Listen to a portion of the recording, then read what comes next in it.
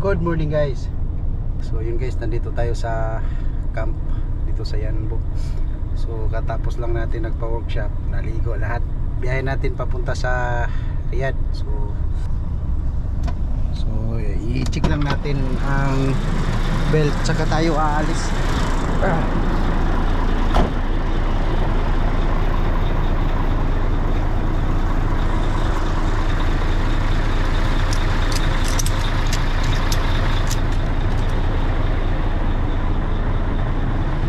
Tapos ito kukuha pa tayo ng gate pass.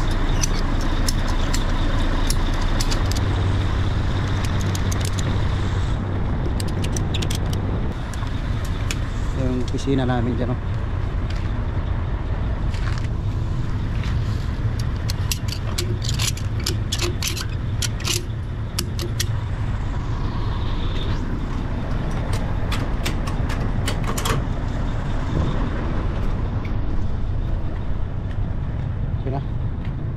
So kuha lang tayo ng gate pass. Ayan, doon tayo kukuha ng gate pass of Pilipino, doon ang nagbantay. So yun guys, dito tayo sa inspection area. Kuha tayo ng gate pass para makaalis tayo.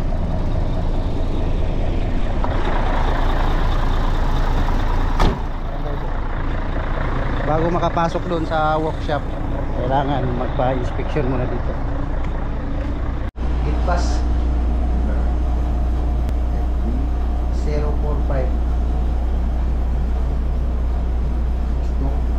169. Wala ka nang kasama. Siya lang mag-isa dito guys. Ayan, Pilipino. Mudir Kabir 62169. Ayan guys, dito sa sa Yanbo hindi tayo makalabas pag walang gate pass. So siya yung tagabigay.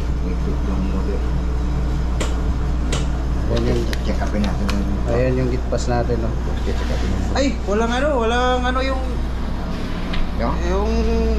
air extinguisher. Walang sticker? Hindi na ano ba? Oo, na chikan.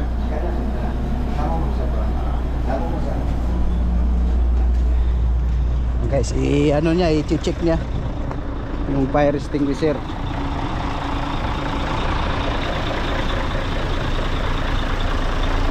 Yan lang sa baba. Ang chikan mo, yan. Ayan.